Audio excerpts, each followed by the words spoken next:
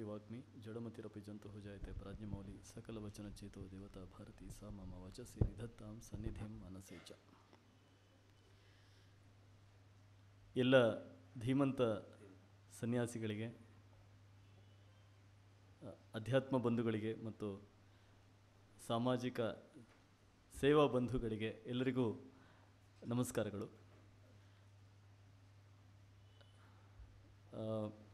ವಿವೇಕಾನಂದರು ಮೈಸೂರಿನ ಜೊತೆ ಹೊಂದಿದ್ದ ನಂಟಿನ ಬಗ್ಗೆ ಮೈಸೂರಿನ ಜನಕ್ಕೆ ತಿಳಿಸಬೇಕು ಅನ್ನುವ ಅಪೇಕ್ಷೆಯನ್ನು ಅಧ್ಯಕ್ಷ ಮಹಾರಾಜವರು ಮಾಡಿದ್ದಾರೆ. ವಿವೇಕಾನಂದರು ಬೆಳಗಾವಿಯಿಂದ ಮೈಸೂರಿಗೆ ಬಂದರು. ಇವತ್ತು ನಾನು ಇಲ್ಲಿ ಕಾರ್ಯಕ್ರಮ ಮುಗಿಸ್ಕೊಂಡು ಬೆಳಗಾವಿಗೆ ಹೋಗಬೇಕು.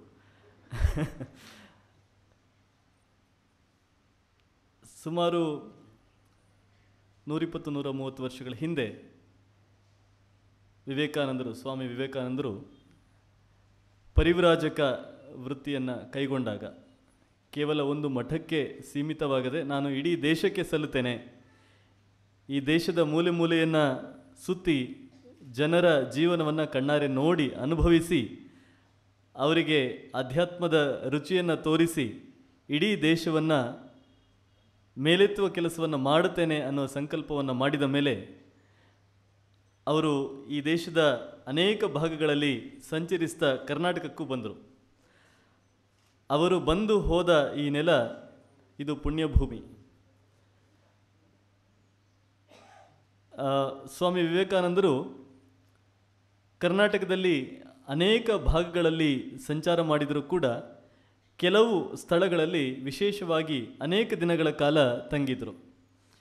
ಅಂತಹ ಪುಣ್ಯವನ್ನು ಪಡೆದ 3 ಸ್ಥಳಗಳನ್ನು ನಾವು ಗುರುತಿಸುವುದಾದರೆ, ಒಂದು ಬೆಳಗಾವಿ, ಇನ್ನೊಂದು ಬೆಂಗಳೂರು ಮತ್ತು 3ನೇದು ಮೈಸೂರು.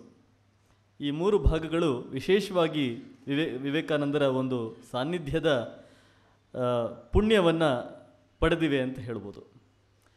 ನಾನು ಮುಖ್ಯವಾಗಿ ಇವತ್ತು ಅವರ ಮೈಸೂರು ಭೇಟಿಯ ಕೆಲವು ನೆನಪುಗಳನ್ನು, ಈ ನೆಲದಲ್ಲಿ ಈ ಮಣ್ಣಿನಲ್ಲಿ ಬೆರೆತು ಹೋಗಿರುವ ಅವರ ಅನೇಕ ಬದುಕಿನ ಕ್ಷಣಗಳನ್ನು ನಿಮ್ಮ ಮುಂದೆ ಇಡುವ ಒಂದು ಸಣ್ಣ ಪ್ರಯತ್ನವನ್ನಷ್ಟೇ ಮಾಡ್ತಾ ಇದ್ದೇನೆ. ಮುಖ್ಯವಾಗಿ ಅವರು ಯಾವ ದಿನ ಬಂದರು, ಎಷ್ಟು ಗಂಟೆಗೆ ಇಲ್ಲಿ ಇಳಿದ್ರು, ಏನೇನು ಮಾಡಿದರು, ಯಾವ್ಯಾವ ನಿಮಿಷದಲ್ಲಿ ಏನೇನು ಕೆಲಸ ಮಾಡಿದರು ಇತ್ಯಾದಿ ವಿವರಗಳನ್ನು ಕೊಡುವುದಕ್ಕೆ ಹೋಗದೆ ಅವರ ವ್ಯಕ್ತಿತ್ವದ ಒಂದಷ್ಟು ಭಾಗವನ್ನು ನಿಮ್ಮ ಮುಂದೆ ಇಡುವ ಪ್ರಯತ್ನವನ್ನು ಮಾಡ್ತೇನೆ. ಯಾಕಂದರೆ ಇವತ್ತು ನಮ್ಮದು ಇಂಟರ್ನೆಟ್ ಯುಗ. ಸೊ ಪ್ರತಿಯೊಂದನ್ನು ಕೂಡ ನಾವು ಗೂಗಲ್ನಿಂದ ನೇರವಾಗಿ ಪಡೆಯಬಹುದು. ನಾನು ಯಾವುದಾದ್ರೂ ಒಂದು ದಿನಾಂಕವನ್ನು ತಪ್ಪು ಹೇಳಿದರೆ ನೀವು ಅದು ತಪ್ಪು ನೋಡಿ ಗೂಗಲ್ ಬೇರೆ ದಿನಾಂಕ ಹೇಳ್ತಾ ಇದೆ ಅಂತ ಹೇಳಿ ನೀವು ಸರಿಪಡಿಸುವ ಅವಕಾಶ ಇವತ್ತು ಇದೆ. ಹಾಗಾಗಿ ನಾನು ಇವತ್ತೇನೋ ಹೊಸ ವಿಚಾರವನ್ನು ನಿಮಗೆ ಹೇಳುವ ಒಂದು ಅವಕಾಶ ಅದಿಲ್ಲ. ಪ್ರತಿಯೊಬ್ಬರಿಗೂ ಅವರ ಬೆರಳ ತುದಿಯಲ್ಲಿ ಜಗತ್ತಿದೆ. ಹಾಗಾಗಿ ದಿನಾಂಕಗಳ ನಿಷ್ಕರ್ಷೆಗೆ ನಾನು ಹೋಗದೆ ಒಟ್ಟಾರೆಯಾಗಿ ವಿವೇಕಾನಂದರ ವ್ಯಕ್ತಿತ್ವ ಹೇಗಿತ್ತು, ಕರ್ನಾಟಕದಲ್ಲಿ ಅವರನ್ನು ಕಣ್ಣಾರೆ ಕಂಡವರು, ಅವರ ಜೊತೆ ವ್ಯವಹರಿಸಿದವರು ಹೇಗೆ ಅವರನ್ನು ನೋಡಿದರು ಅನ್ನೋದ್ರ ಬಗ್ಗೆ ಒಂದಷ್ಟು ಮಾಹಿತಿಯನ್ನು ನಿಮ್ಮ ಮುಂದೆ ಇಡುವ ಪ್ರಯತ್ನವನ್ನು ಮಾಡ್ತೇನೆ. ನಮಗೆಲ್ಲರಿಗೂ ಗೊತ್ತಿರುವ ಹಾಗೆ ಸ್ವಾಮಿ ವಿವೇಕಾನಂದರು ಅಂತ ಹೇಳಿದರೆ ಮೊದಲಿಗೆ ನಮ್ಮ ಕಣ್ಣ ಮುಂದೆ ಬರುವಂಥ ಒಂದು ವಿಚಾರ ಶಿಕಾಗೋ ಸರ್ವಧರ್ಮ ಸಮ್ಮೇಳನ. ಅವರು ಭಾರತದಲ್ಲಿ ಅನೇಕ ಭಾಗಗಳಲ್ಲಿ, ಅನೇಕ ರಾಜ್ಯಗಳಲ್ಲಿ ಸಂಚಾರ ಮಾಡ್ತಾ ಇದ್ದರೂ ಕೂಡ ಅನೇಕ ಜಾಗಗಳಲ್ಲಿ ಅವರು ತಂಗಿ ನೂರಾರು ಸಾವಿರಾರು ಮಂದಿಗೆ ಉಪನ್ಯಾಸಗಳನ್ನು ಕೊಡ್ತಾ ಇದ್ದರೂ ಕೂಡ ಜಗತ್ತು ಅವರನ್ನು ಗುರುತಿಸಿದ್ದು ಅವರು ಶಿಕಾಗೋಗೆ ಹೋದ ಮೇಲೆ, ಅಮೆರಿಕಾದ ನೆಲಕ್ಕೆ ಹೋಗಿ ಇಳಿದ ಮೇಲೆ ಅಲ್ಲಿ ಸರ್ವಧರ್ಮ ಸಮ್ಮೇಳನವನ್ನು ಉದ್ದೇಶಿಸಿ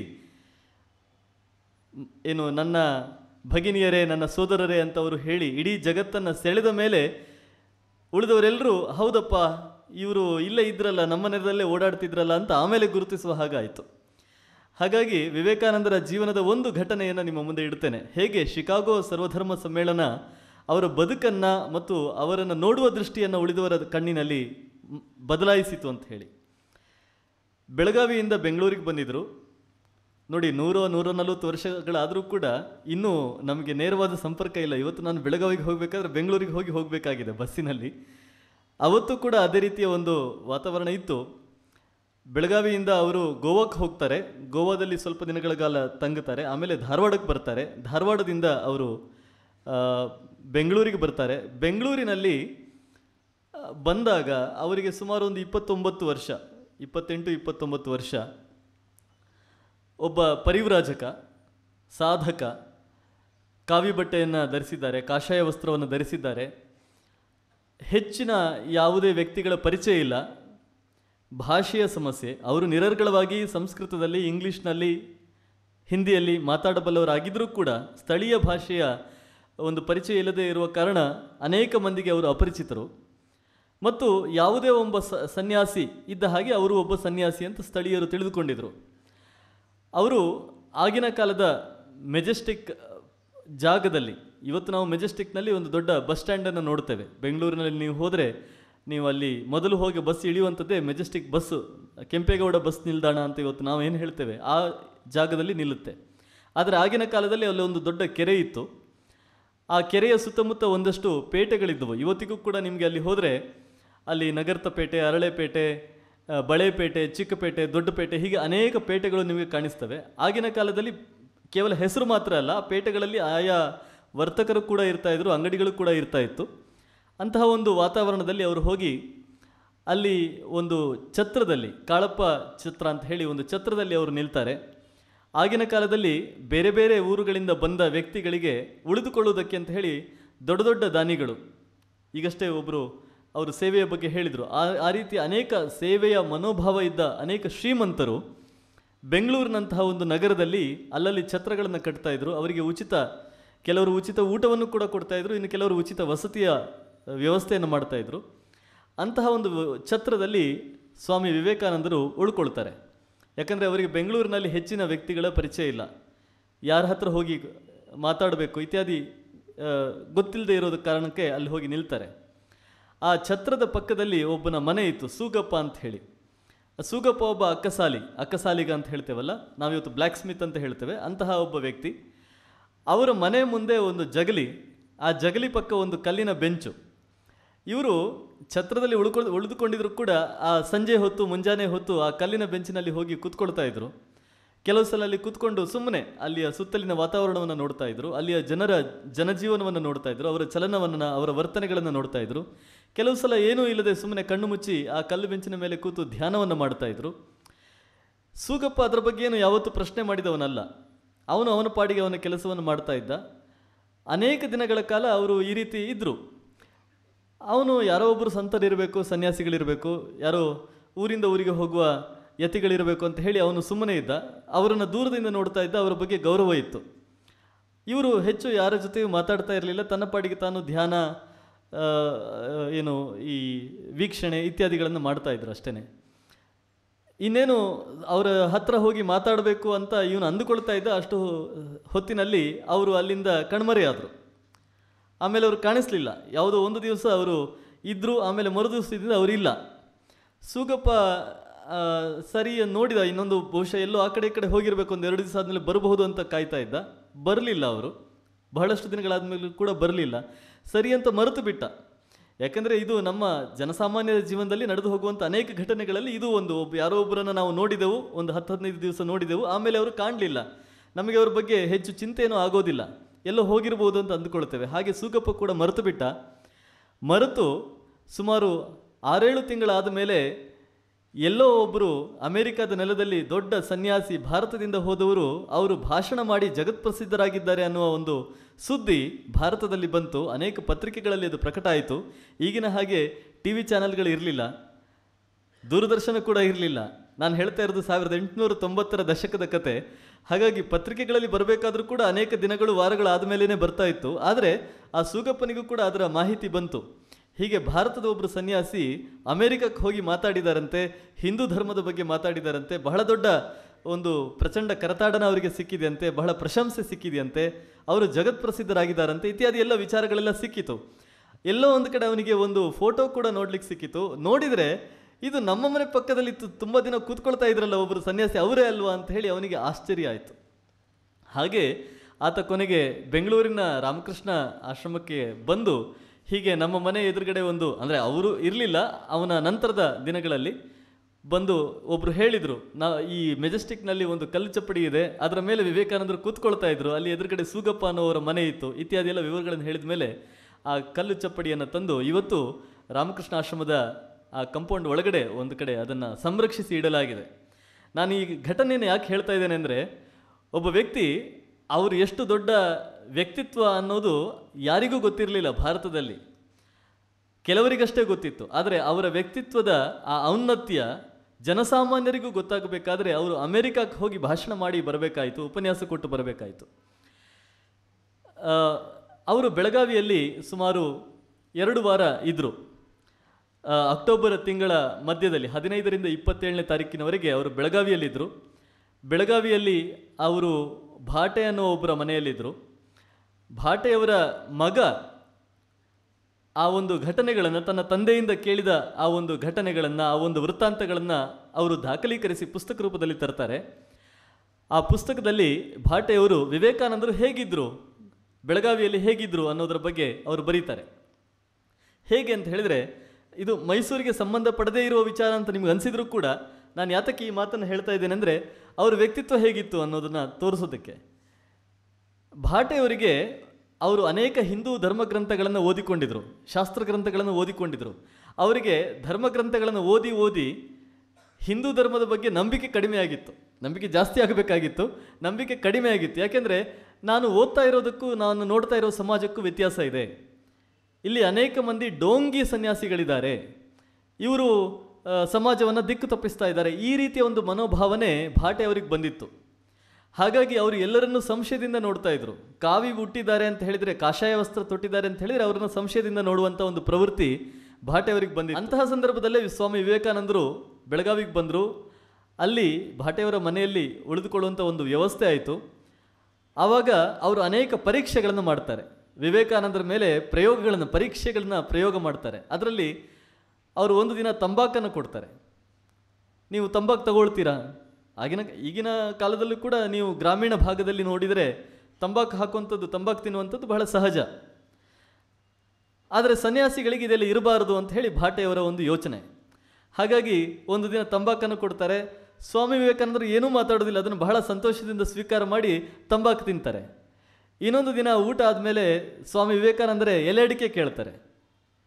ಆಗ ಭಾಟೆಯವರಿಗೆ ಇನ್ನಷ್ಟು ಗಟ್ಟಿ ಆಯಿತು, ಇದು ಕಪಟ ಸನ್ಯಾಸಿಯೇ, ಇದು ಕಾವಿ ಬಟ್ಟೆಯಲ್ಲಿ ಬಂದಿರೋ ಕಪಟ ಸನ್ಯಾಸಿ ಅಂತ ಅವರ ಮನಸ್ಸಿನಲ್ಲಿ ಇನ್ನಷ್ಟು ಗಟ್ಟಿ ಆಯಿತು. ಆಮೇಲೆ ಒಂದು ದಿವಸ ಅವರು ಹುಕ್ಕಾವನ್ನು ಕೊಡ್ತಾರೆ. ಇವತ್ತು ತಂಬಾಕಿಲ್ಲ, ಇವತ್ತು ನಿಮಗೆ ಹುಕ್ಕಾ ಕೊಡ್ತೇನೆ, ಹುಕ್ಕಾ ಸೇವನೆ ಮಾಡ್ತೀರಾ? ಪರವಾಗಿಲ್ಲ ಅಂತ ಅದನ್ನು ಸೇವನೆ ಮಾಡ್ತಾರೆ ಸ್ವಾಮಿ ವಿವೇಕಾನಂದರು. ಆವಾಗ ಮತ್ತಷ್ಟು ಅವರಿಗೆ ಗಟ್ಟಿ ಆಯಿತು, ಇದು ಪಕ್ಕಾ ಇದು ಕಪಟ ಸನ್ಯಾಸಿ, ಈ ವೇಷದಲ್ಲಿ ಬಂದಿದ್ದಾರೆ ಅಷ್ಟೇನೆ ಅಂತ ಹೇಳಿ. ಆದರೆ ನಂತರದ ದಿನಗಳಲ್ಲಿ ಅವರು ಸ್ವಾಮಿ ವಿವೇಕಾನಂದರನ್ನು ತುಂಬ ಹತ್ತಿರದಿಂದ ನೋಡ್ತಾ, ಅವರ ವಿಚಾರಗಳನ್ನು ಕೇಳ್ತಾ, ಅವರ ದೈನಂದಿನ ದಿನಚರಿಯ ವಿವರಗಳನ್ನು ನೋಡ್ತಾ, ಎಷ್ಟು ಹೊತ್ತಿಗೆ ಹೇಳ್ತಾರೆ, ಏನು ಮಾಡ್ತಾರೆ, ಎಷ್ಟು ಧ್ಯಾನ ಮಾಡ್ತಾರೆ, ಧ್ಯಾನ ಮಾಡುವಾಗ ಅವರ ಸ್ಥಿತಿ ಹೇಗಿರುತ್ತೆ, ಆನಂತರ ಅವರು ಮಾತನಾಡುವಾಗ, ಜನರ ಜೊತೆ ವ್ಯವಹರಿಸುವಾಗ ಅವರ ಮಾತು, ಅವರ ಚಿಂತನೆ ಯಾವ ರೀತಿಯಲ್ಲಿದೆ ಇತ್ಯಾದಿಗಳನ್ನು ನೋಡ್ತಾ ನೋಡ್ತಾ ಕೊನೆಗೆ ಅವರಿಗೆ ಮನವರಿಕೆ ಆಗುತ್ತೆ, ಇದು ನಿಜವಾಗಿಯೂ ಒಬ್ಬ ಸಾಧಕ, ಒಬ್ಬ ಆಧ್ಯಾತ್ಮ ಸಾಧಕ ಅನ್ನೋದು ಮನವರಿಕೆ ಆಯಿತು ಅಂತ ಭಾಟೆಯವರ ಮಗ ತನ್ನ ತಂದೆಯ ಮಾತುಗಳನ್ನು, ಅನುಭವವನ್ನು ಅವರು ಪುಸ್ತಕದ ರೂಪದಲ್ಲಿ ದಾಖಲಿಸುವಾಗ ಆ ಮಾತುಗಳನ್ನು ಬರೀತಾರೆ. ನಂತರ ಸುಮಾರು ಒಂದು 10 ದಿನಗಳ ಕಾಲ ಅವರು ಒಬ್ಬರು ಹರಿಪದ ಮಿತ್ರ ಅಂತ ಹೇಳಿ ಒಬ್ಬರು ಬಂಗಾಲಿ, ಅವರು ಬೆಳಗಾವಿಯಲ್ಲಿದ್ದರು, ಅವರ ಮನೆಯಲ್ಲಿ ಉಳ್ಕೊಳ್ತಾರೆ. ಅಲ್ಲಿ ಕೂಡ ಅನೇಕ ಗೋಷ್ಠಿಗಳು ನಡೀತವೆ.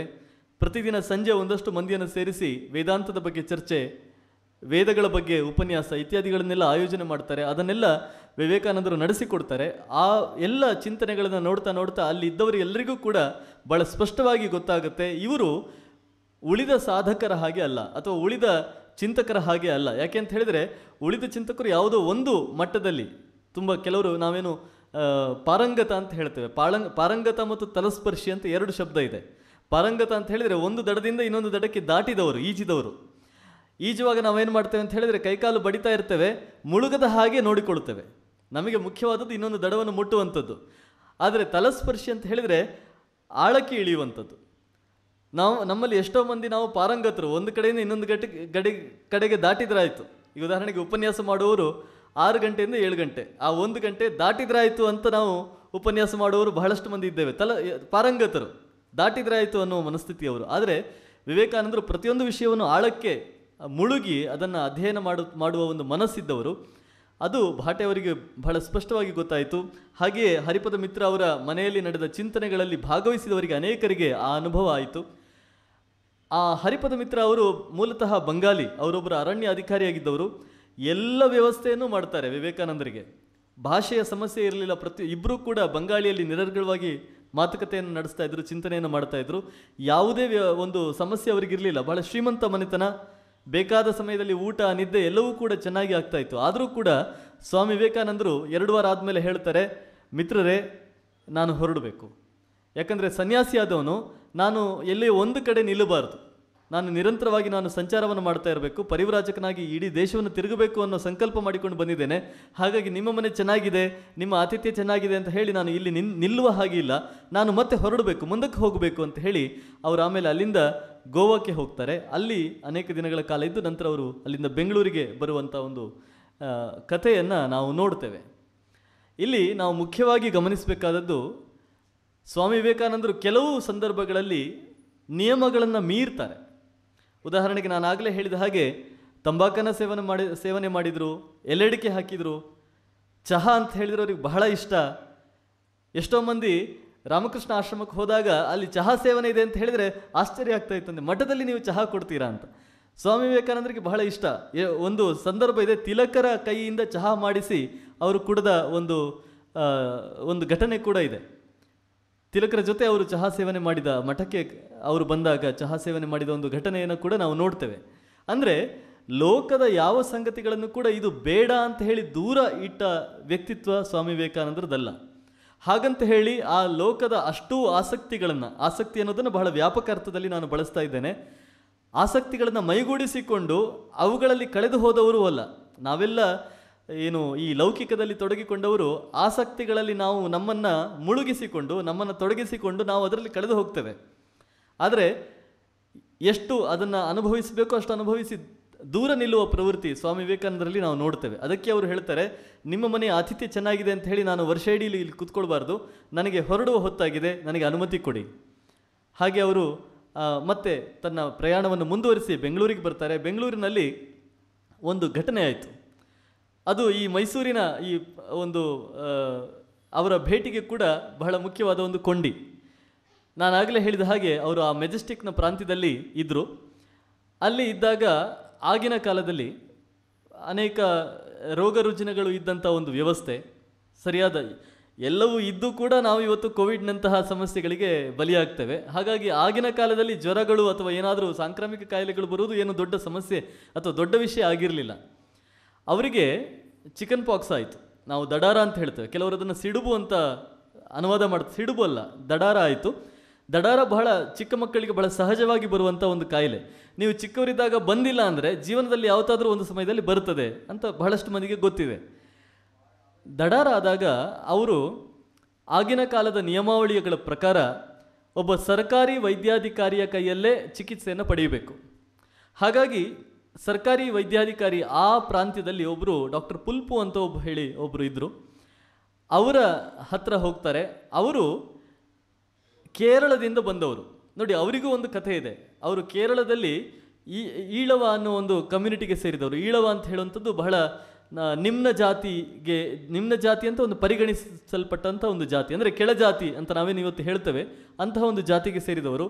ಆ ಜಾತಿಯವರಿಗೆ ಯಾವುದೇ ಅವಕಾಶಗಳಿರಲಿಲ್ಲ ಅಥವಾ ಶಿಕ್ಷಣದಲ್ಲಿ ಮುಂದೆ ಹೋಗುವಂಥ ಅವಕಾಶಗಳಿರಲಿಲ್ಲ. ಹಾಗೆ ಅದನ್ನೆಲ್ಲ ಮೀರಿ ಇವರು ಶಿಕ್ಷಣವನ್ನು ಪಡೆದರೂ ಕೂಡ, ವೈದ್ಯ ವೃತ್ತಿಯನ್ನು ಪಡೆದರೂ ಕೂಡ ಅವರಿಗೆ ಅಲ್ಲಿ ಇರುವುದಕ್ಕೆ ಆಗಲಿಲ್ಲ. ಕೊನೆಗೆ ಅವರು ಅದನ್ನು ಬಿಟ್ಟು, ತನ್ನ ಪರಿಸರವನ್ನು, ತನ್ನ ಸಮಾಜವನ್ನು ಬಿಟ್ಟು ಅವರು ಬೆಂಗಳೂರಿಗೆ ಬಂದು ನೆಲೆಸಿದರು.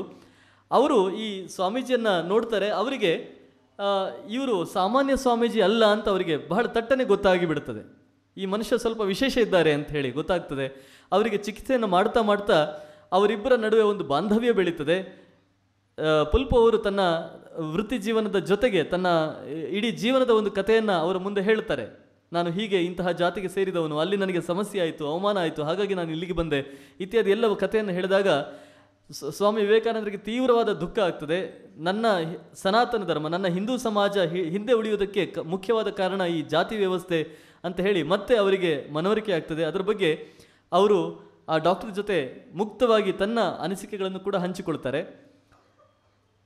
ಡಾಕ್ಟರ್ ಪುಲ್ಪು ಅವರು ಶೇಷಾದ್ರಿ ಅಯ್ಯರವರಿಗೆ, ಆಗಿನ ಕಾಲದ ಮೈಸೂರು ಸಂಸ್ಥಾನದ ದಿವಾನರಾಗಿದ್ದಂಥ ಶೇಷಾದ್ರಿ ಅಯ್ಯರವರಿಗೆ ಒಂದು ಪತ್ರವನ್ನು ಬರೀತಾರೆ. ಆ ಪತ್ರವನ್ನು ಬರೆಯುವಾಗ ಅವರು ವಿವೇಕಾನಂದರ ಒಂದು ವಿಷಯವನ್ನು ಪ್ರಸ್ತಾಪ ಮಾಡ್ತಾರೆ. ಇಲ್ಲಿ ಬೆಂಗಳೂರಿನಲ್ಲಿ ನನ್ನ ಒಬ್ಬ ಪೇಷಂಟ್ ಆಗಿ ಒಬ್ಬರು ಇದ್ದಾರೆ, ಅವರು ಬಹಳ ವಿಶೇಷವಾದ ವ್ಯಕ್ತಿ, ನೀವು ಅವರನ್ನು ಖಂಡಿತವಾಗಿಯೂ ನೋಡಬೇಕು ಅಂತ ಹೇಳಿ. ಶೇಷಾದ್ರಿ ಅಯ್ಯರವರಿಗೆ ಒಂದು ಆಸಕ್ತಿ ಹುಟ್ಟುತ್ತದೆ. ಅವರು ಅಲ್ಲಿ ಬರ್ತಾರೆ, ವಿವೇಕಾನಂದರನ್ನು ನೋಡ್ತಾರೆ, ಮಾತಾಡ್ತಾರೆ. ಇಬ್ಬರ ನಡುವೆ ಒಂದು ಸಣ್ಣ ಸಂವಾದ ನಡೀತದೆ. ದಿವಾನರಾಗಿದ್ದವರು, ಒಂದು ಸಂಸ್ಥಾನದ ದಿವಾನರಾಗಿದ್ದವರು ಒಬ್ಬ ವ್ಯಕ್ತಿಯ ಜೊತೆ 5 ನಿಮಿಷ ಮಾತಾಡಿದರೆ ಗೊತ್ತಾಗ್ತದೆ ಇದು ಜಾಳೋ ಅಥವಾ ಏನು ಕಾಳು ಅಥವಾ ಜೊಳ್ಳು ಅನ್ನೋದು ಗೊತ್ತಾಗ್ತದೆ. ಹಾಗಾಗಿ ಬಹಳ ತಕ್ಷಣ ಅವರಿಗೆ ಗೊತ್ತಾಯಿತು, ಸ್ವಾಮಿ ವಿವೇಕಾನಂದರ ವ್ಯಕ್ತಿತ್ವದ ಘನತೆ ಗೊತ್ತಾಯಿತು. ಅವರು ಒಂದಷ್ಟು ಜನರನ್ನು ಸೇರಿಸಿ ಬೌದ್ಧಿಕವಾಗಿ ಏನು ಚಿಂತನೆ ನಡೆಸುವ ಒಂದಷ್ಟು ಮಂದಿಯನ್ನು ಬೆಂಗಳೂರಿನಲ್ಲಿ ಸೇರಿಸಿ ಅವರ ಜೊತೆ ವಿವೇಕಾನಂದರ ಒಂದು ಸಣ್ಣ ಸಂವಾದ ಅಥವಾ ಗೋಷ್ಠಿಯನ್ನು ಏರ್ಪಡಿಸ್ತಾರೆ. ನಂತರ ಅವರು ನೀವು ಮೈಸೂರಿಗೆ ಬರಬೇಕು, ಮಹಾರಾಜರನ್ನು ನೋಡಬೇಕು ಅಂತ ಹೇಳಿ ಅವರು ಮೈಸೂರಿಗೆ ಅವರಿಗೆ ಆಮಂತ್ರಣವನ್ನು ಕೊಡ್ತಾರೆ. ಹಾಗೆ ಶೇಷಾದ್ರಿ ಅಯ್ಯರವರ ಸಂಪರ್ಕಕ್ಕೆ ಬಂದ ಸ್ವಾಮಿ ವಿವೇಕಾನಂದರು ಮೈಸೂರಿಗೆ ಬರುವ ಹಾಗೆ ಆಯಿತು. ಅಂದರೆ ಒಂದು ಕಾಯಿಲೆ ಅವರನ್ನು ಈ ಎಲ್ಲ ಘಟನಾವಳಿಗಳು ಆಗುವ ಹಾಗೆ ಮಾಡಿ ಕೊನೆಗೆ ಅವರನ್ನು ಮೈಸೂರಿಗೆ ಕರೆದು ತಂದಿತು ಅಂತ ಹೇಳಿ. ಅಂದರೆ ಯಾವುದೇ ನಮ್ಮ ಜೀವನದಲ್ಲಿ ನಡೆಯುವ ಯಾವುದೇ ಒಂದು ಸಂಗತಿ ಅದು ಕೆಟ್ಟದು ಅಂತ ನಾವು ಭಾವಿಸಬಾರ್ದು.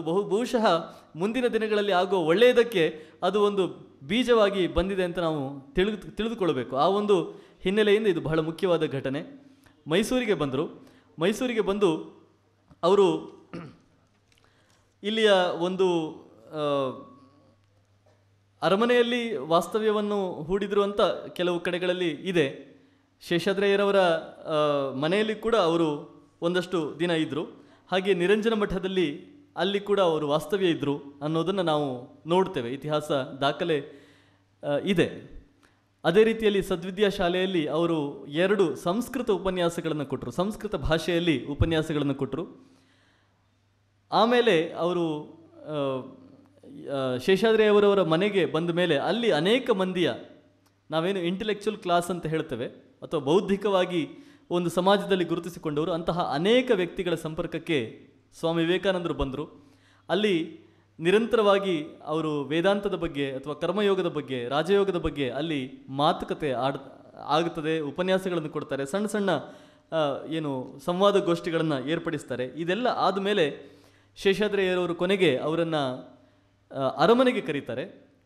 ಅರಮನೆಗೆ ಕರೆದಾಗ ಅರಮನೆಯಲ್ಲಿ ಇಬ್ಬರು ಭೇಟಿಯಾಗ್ತಾರೆ, ಚಾಮರಾಜ ಒಡೆಯರು ಮತ್ತು ಸ್ವಾಮಿ ವಿವೇಕಾನಂದರು. ಇಲ್ಲಿ ಬಹಳ ಮುಖ್ಯವಾದ ಒಂದು ವಿಷಯವನ್ನು ಹೇಳಬೇಕು. ಅದೇನಂತ ಹೇಳಿದರೆ, ಇಬ್ಬರೂ ಕೂಡ ಸಮಕಾಲೀನರು ಮತ್ತು ಒಂದೇ ಪ್ರಾಯದವರು. ಇಬ್ಬರಿಗೂ ಕೂಡ ಆಗ 30 ವರ್ಷ. ಇಬ್ಬರು 1863 ಇಸವಿಯಲ್ಲಿ ಹುಟ್ಟಿದವರು. ಜಯಚಾಮರಾಜೇಂದ್ರ ಒಡೆಯರವರು ಫೆಬ್ರವರಿ 22 ಅವರ ಜನ್ಮ ದಿನಾಂಕ. ಆದರೆ ಸ್ವಾಮಿ ವಿವೇಕಾನಂದರದ್ದು ಜನವರಿ 12. ಅಂದರೆ ಸ್ವಾಮಿ ವಿವೇಕಾನಂದರು ರಾಜರಿಗೆ 40 ದಿನ ಹಿರಿಯರು, ಒಂದೇ ವರ್ಷ ಒಂದೇ ಪ್ರಾಯ. ಹಾಗಾಗಿ ಆ ವೇವ್ ಲೆಂತ್ ಅಂತ ನಾವೇನು ಹೇಳ್ತೇವೆ, ಇಬ್ಬರಿಗೂ ಕೂಡ ಅದು ಬಹಳ ಚೆನ್ನಾಗಿ ಹೊಂದಿಕೆ ಆಯಿತು. ಇವರ ಚಿಂತನೆ ಮತ್ತು ಅವರ ಚಿಂತನೆ ಎರಡೂ ಕೂಡ ಒಂದೇ ಆಗಿತ್ತು. ಇಬ್ಬರೂ ಕೂಡ ಇಡೀ ಸಮಾಜವನ್ನು ಮೇಲೆತ್ತಬೇಕು ಅನ್ನುವ ಒಂದು ಪ್ರೇರಣೆಯನ್ನು ಪಡೆದವರು. ಒಬ್ಬರು ರಾಜನಾಗಿ ಕೆಲಸ ಮಾಡ್ತಾ ಇದ್ದರೆ, ಇನ್ನೊಬ್ಬರು ಸನ್ಯಾಸಿಯಾಗಿ ಕೆಲಸ ಮಾಡ್ತಾ ಇದ್ರು. ನೋಡಿ, ಎಂತಹ ಒಂದು 2 ತುದಿಗಳಲ್ಲಿದ್ದರೂ ಕೂಡ ಅವರಿಬ್ಬರ ದಾರಿ, ಅವರಿಬ್ಬರ ಗುರಿ ಒಂದೇ ಆಗಿತ್ತು. ದಾರಿ ಬೇರೆ ಆಗಿರಬಹುದು, ಗುರಿ ಒಂದೇ ಆಗಿತ್ತು. ಹೀಗೆ ಅವರು ಬಹಳ ದೀರ್ಘವಾದ ಒಂದು ಚಿಂತನೆಯನ್ನು ನಡೆಸ್ತಾರೆ. ಇಲ್ಲಿ 2-3 ಘಟನೆಗಳನ್ನು ನಾನು ನಿಮಗೆ ಹೇಳಬೇಕು. ಒಂದು, ಚಾಮರಾಜ ಒಡೆಯರವರು ಆಸ್ಥಾನದಲ್ಲಿದ್ದಾಗ ಒಂದು ಸಲ ಸ್ವಾಮಿ ವಿವೇಕಾನಂದರಲ್ಲಿ ಕೇಳ್ತಾರೆ, ನಮ್ಮ ಆಸ್ಥಾನಿಕರ ಬಗ್ಗೆ ನಿಮಗೇನು ಅನಿಸುತ್ತೆ? ನಮ್ಮ ಕೋರ್ಟಿಯರ್ಸ್ ಅಂತ ಹೇಳ್ತೇವಲ್ಲ ನಾವು ಇಂಗ್ಲೀಷ್ನಲ್ಲಿ, ಆಸ್ಥಾನದಲ್ಲಿ ಇರುವ ಎಲ್ಲ ಪಂಡಿತರ ಬಗ್ಗೆ ನಿಮ್ಗೇನು ಅನಿಸುತ್ತೆ ಅಂತ. ಆಗ ಸ್ವಾಮಿ ವಿವೇಕಾನಂದರು ಬಹಳ ಸೂಚ್ಯವಾಗಿ ಹೇಳ್ತಾರೆ, ಆಸ್ಥಾನಿಕರು ಆಸ್ಥಾನಿಕರೇ, ಎಲ್ಲೂ ಹೋದರೂ ಕೂಡ ಆಸ್ಥಾನಿಕರು ಆಸ್ಥಾನಿಕರೇ ಅಂತ ಹೇಳ್ತಾರೆ. ಅಂದರೆ ಅವರು ನಿಮ್ಮ ಪರವಾಗಿ ಮಾತಾಡ್ತಾರೆ, ನಿಮ್ಮ ಪರವಾಗಿ ಘೋಷಣೆಗಳನ್ನು ಕೂಗ್ತಾರೆ, ಅಥವಾ ನಿಮ್ಮ ಪರವಾಗಿ ಹೊಗಳು ಭಟ್ರು ಅಂತ ಹೇಳ್ತೇವಲ್ಲ, ನಿಮ್ಮನ್ನು ಹೊಗಳುತ್ತಾರೆ. ನಿಮಗೆ ನೋವಾಗದ ಹಾಗೆ ಅವರು ನೋಡ್ಕೊಳ್ತಾರೆ. ನಿಮಗೆ ಯಾವುದೇ ವಿರುದ್ಧವಾದ ಅಥವಾ ನಿಮ್ಮ ಚಿಂತನೆಗೆ, ನಿಮ್ಮ ಭಾವನೆಗೆ ಧಕ್ಕೆ ತರುವಂಥ ಯಾವ ಅಂಶವನ್ನು ಹೇಳೋದಿಲ್ಲ. ಹಾಗಾಗಿ ಆಸ್ಥಾನಿಕರು ಎಲ್ಲಿ ಹೋದರೂ ಆಸ್ಥಾನಿಕರೇ, ನೀವು ಅವರ ಬಗ್ಗೆ ಜಾಗೃತೆಯಾಗಿರಬೇಕು ಅನ್ನೋ ಮಾತನ್ನು ಆ ಆಸ್ಥಾನದಲ್ಲಿದ್ದ ಪಂಡಿತರ ಎದುರುಗಡೆನೇ ಹೇಳಿಬಿಡ್ತಾರೆ. ಆವಾಗ ಸ್ವಲ್ಪ ರಾಜರಿಗೆ ಕಸಿವಿಸಿ ಆಯಿತು. ಅವ್ರು ಹೇಳ್ತಾರೆ, ಇಲ್ಲ ನಮ್ಮ ದಿವಾನ್ರನ್ನು ನೋಡಿ, ಅವರಾದರೂ ಸ್ವಲ್ಪ ಬೇರೆ ರೀತಿ ಕಾಣಿಸ್ತಾ ಇಲ್ವಾ ನಿಮಗೆ ಅಂತ ಹೇಳ್ತಾರೆ. ಆವಾಗ ಇವರು ದಿವಾನ್ರ ಬಗ್ಗೆ ಕೂಡ ನೀವು ಎಚ್ಚರಿಕೆಯಿಂದಿರಬೇಕು ಅನ್ನೋ ಮಾತನ್ನು ಹೇಳಿದರು ಅಂತ ಹೇಳಿ ಒಂದು ದಾಖಲೆ ಇದೆ. ಅದು ನಿಜವಾಗಿ ಅವರು ಹೇಳಿದರೋ ಇಲ್ವೋ ಅನ್ನೋದು ಗೊತ್ತಿಲ್ಲ. ಯಾಕಂದರೆ ಸ್ವಾಮಿ ವಿವೇಕಾನಂದರ ವ್ಯಕ್ತಿತ್ವವನ್ನು ಗುರುತಿಸಿದವರು ಬೆಂಗಳೂರಿನಲ್ಲಿ ಶೇಷಾದ್ರಿ ಅಯ್ಯರವರೇ, ಮೈಸೂರಿನ ದಿವಾನರಾಗಿದ್ದವರೇ, ಅವರೇ ಗುರುತಿಸಿದರು. ಮತ್ತು ಅವರೇ ಅವರನ್ನು ಮಹಾರಾಜರ ಹತ್ರ ಮೈಸೂರಿಗೆ ಕರೆದುಕೊಂಡು ಬಂದರು. ಹೀಗೆ ಇದೆಲ್ಲ ಇರುವಾಗ ಅವರು ದಿವಾನರನ್ನು ಆ ರೀತಿ ಹೀಗಳಿಕೆ ಮಾಡಿದರೋ ಅನ್ನೋದು ಪ್ರಶ್ನಾರ್ಹ. ಆದರೂ ಕೂಡ ಒಂದು ಎಚ್ಚರಿಕೆ ಇರಬೇಕು ನಿಮಗೆ ಅಂತ ಹೇಳಿ ಅವರು ಮಹಾರಾಜರಿಗೆ ಎಚ್ಚರಿಕೆಯನ್ನು ಕೊಟ್ಟರು ಅನ್ನೋದನ್ನು ಇತಿಹಾಸ ದಾಖಲಿಸಿದೆ. ನಂತರ ಮಹಾರಾಜರು ಅವರನ್ನು ಖಾಸಗಿ ಒಂದು ಸಂವಾದಕ್ಕೆ ಕರೆದು, ಅಂದರೆ ಆಸ್ಥಾನದಲ್ಲಿಲ್ಲ, ಬೇರೆ ಕಡೆ ಅರಮನೆಯ ಒಂದು ಭಾಗದಲ್ಲಿ ಅವರನ್ನು ಕರೆದು ಹೇಳಿದ್ರಂತೆ, ನೀವು ಈ ರೀತಿ ತುಂಬ ಮುಖಕ್ಕೆ ಹೊಡೆದ ಹಾಗೆ, ಅಂದರೆ ನೇರಾನೇರವಾಗಿ ಇರುವ ವಿಚಾರವನ್ನು ಅದು ಇದ್ದ ಹಾಗೆ ನೀವು ಹೇಳಿದರೆ ನೀವು ಸಮಾಜದ ವಿರೋಧವನ್ನು ಕಟ್ಟಿಕೊಳ್ಬೇಕಾಗ್ತದೆ. ಹಾಗಾಗಿ ಆ ಒಂದು ನಿಮ್ಮ ನೇರವಂತಿಕೆಯನ್ನು ನೀವು ಕಡಿಮೆ ಮಾಡಿ ಅನ್ನೋ ಒಂದು ಸಲಹೆಯನ್ನು ರಾಜರು ಸ್ವಾಮಿ ವಿವೇಕಾನಂದರಿಗೆ ಕೊಟ್ಟರಂತೆ. ಆಗ ಸ್ವಾಮಿ ವಿವೇಕಾನಂದರು ಹೇಳ್ತಾರೆ, ನಾನು ಒಬ್ಬ ಸನ್ಯಾಸಿ. ಒಬ್ಬ ರಾಜನಿಗೂ ಸನ್ಯಾಸಿಗೂ ವ್ಯತ್ಯಾಸ ಇದೆ. ರಾಜ ಕೆಲವು ಸಲ ಪೊಲಿಟಿಕಲಿ ಕರೆಕ್ಟಾಗಿ ಮಾತಾಡಬೇಕಾಗ್ತದೆ. ಅವನಿಗೆ ನೇರವಾಗಿ ಒಬ್ಬರ ವ್ಯಕ್ತಿತ್ವದಲ್ಲಿ ಅವರಿಗೆ ದೋಷ ಕಂಡರೂ ಕೂಡ ಅದನ್ನು ನೇರವಾಗಿ ಹೇಳುವ ಹಾಗಿಲ್ಲ. ಅದನ್ನು ಬೇರೆ ಏನೋ ಶುಗರ್ ಕೋಟೆಡ್ ಅಂತ ಹೇಳ್ತಾವಲ್ಲ, ಬೆಣ್ಣೆ ಹಚ್ಚಿ ಅದನ್ನು ಬೇರೆ ರೀತಿಯಲ್ಲಿ ಹೇಳಬೇಕಾಗ್ತದೆ. ಆದರೆ ಸನ್ಯಾಸಿಗೆ ಆ ರೀತಿಯ ಯಾವ ಕಂಪಲ್ಷನ್ಗಳು ಕೂಡ ಇಲ್ಲ. ಅವನು ಇರೋ ವಿಷಯವನ್ನು ನೇರವಾಗಿ ಹೇಳ್ಬೋದು, ಅದಕ್ಕೆ ಅವನು ಸನ್ಯಾಸಿ. ಈಗ ಉದಾಹರಣೆಗೆ ಅಂತ ಹೇಳಿ, ಇದು ಮಹಾರಾಜರಿಗೆ ಅವರು ಹೇಳುವ ಮಾತು. ಉದಾಹರಣೆಗೆ, ನಿಮ್ಮ ಮಗ ನನ್ನ ಹತ್ರ ಬಂದು ನಿಮ್ಮ ಬಗ್ಗೆ ಅಭಿಪ್ರಾಯವನ್ನು ಕೇಳಿದರೆ ನಾನು ನಿಮ್ಮಲ್ಲಿ ಇರುವ ಮತ್ತು ನಿಮ್ಮಲ್ಲಿ ಇಲ್ಲದಿರುವ ಎಲ್ಲ ಗುಣಗಳನ್ನು ಸೇರಿಸಿ ಈ ಎಲ್ಲ ಗುಣಗಳು ನಿನ್ನ ತಂದೆ ಹತ್ರ ಇದೆ ಅಂತ ಹೇಳೋದಕ್ಕೆ ಸಾಧ್ಯನಾ? ನನಗೂ ಗೊತ್ತಿದೆ, ನಿಮಗೂ ಗೊತ್ತಿದೆ, ಎಷ್ಟೋ ಒಳ್ಳೆಯ ಗುಣಗಳು ನಿಮ್ಮಲ್ಲಿ ಇಲ್ಲ ಅಂತ ಹೇಳುವಂಥದ್ದು. ಹಾಗಾಗಿ ಅಂತಹ ಹೊಗಳುವಿಕೆಯನ್ನು ನನ್ನಿಂದ ನಿರೀಕ್ಷೆ ಮಾಡಬೇಡಿ. ನಿಮ್ಮಲ್ಲಿ ಏನಿದೆಯೋ ಅದನ್ನು ನಾನು ಹೇಳ್ತೇನೆ, ನಿಮ್ಮಲ್ಲಿ ಇರುವ ದೋಷವನ್ನು ನಾನು ನಿಮಗೆ ಹೇಳ್ತೇನೆ ಅನ್ನುವ ಮಾತನ್ನು ಸ್ವಾಮಿ ವಿವೇಕಾನಂದರು ಹೇಳಿದರು ಅಂತ ಹೇಳುವಂಥದ್ದು ಕೂಡ ಇತಿಹಾಸದಲ್ಲಿ ದಾಖಲೆ ಆಗಿದೆ. ಆದರೆ ಇಲ್ಲಿ ಒಂದು ವಿಚಾರವನ್ನು ನೆನಪಿಟ್ಕೊಳ್ಬೇಕು.